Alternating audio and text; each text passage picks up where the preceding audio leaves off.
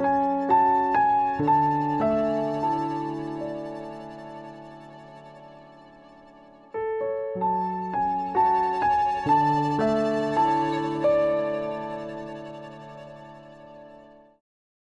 mission was to help others to voice what others couldn't amidst the cultural shame, and that was how I birthed my first blog, In My Own Words and Searching. I reached over 2,000 people across the globe from Asia Pacific all the way to Latin America, and those in between, many reaching out to me throughout the years. If I could describe what my inside was pictorially, I'd say a shattered heart, for as long as I can remember since that fateful night 30 years ago. The pieces started to continue to shatter and spread just like a stone chip in a windshield as the years went on, getting to the point that there was just nothing left to split. However, one November, a couple of years ago, my sister-in-law and brother-in-law took my husband and myself to a Christian retreat in Wales, and it was there that he met with me, and those shattered pieces sealed. A supernatural sealing. What was once always a painful, sharp, stabbing pain within me was just no longer there. I could talk about it or think about it with a sense of peace and a healing I cannot describe. He sealed those gaps and made me realise that my identity was in him, and he was the one that was close to the brokenhearted.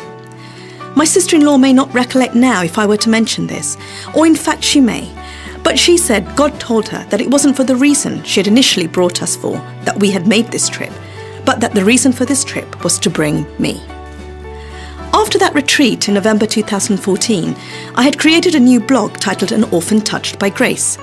Yet at that time, it was instantly forgotten for some reason or another, and I didn't pen anything to that blog at all. It was not until May 2015, whilst on my third visit to Israel, when I decided it was time to turn the page, turn the chapter, and to journal my new journey, that I opened up WordPress one evening whilst in bed.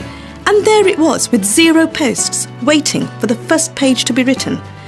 Orphan Touched by Grace. And that's when I knew what he wanted me to do. And what was that?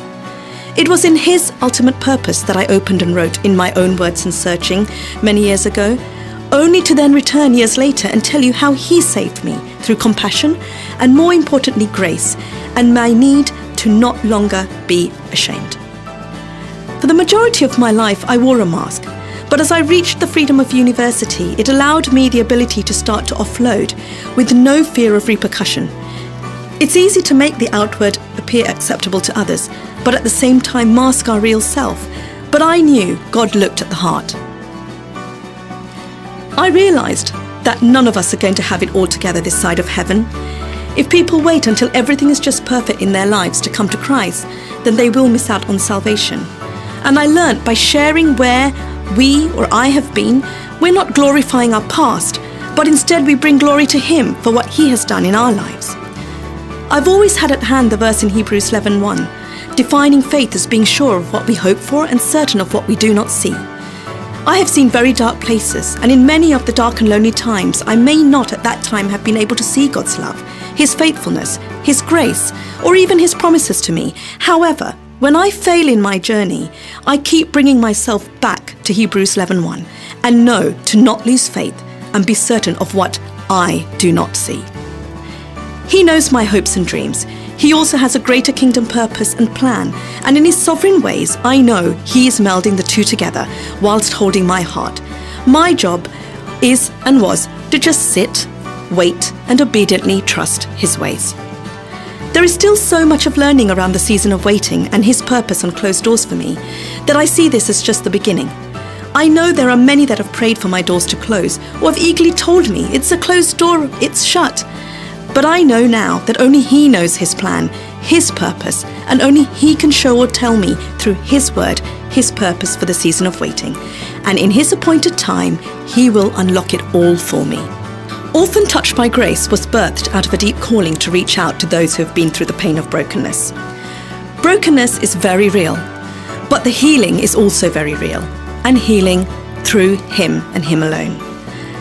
As opposed to making us robots, He designed us with the will to decide how we'd respond to Him, and in doing so, He opened His heart to profound love and profound heartache, and that set me off to write, as I have now for the last 2 years, to those 1,500 followers, hoping that my story and my faith in Him would turn that page for someone else.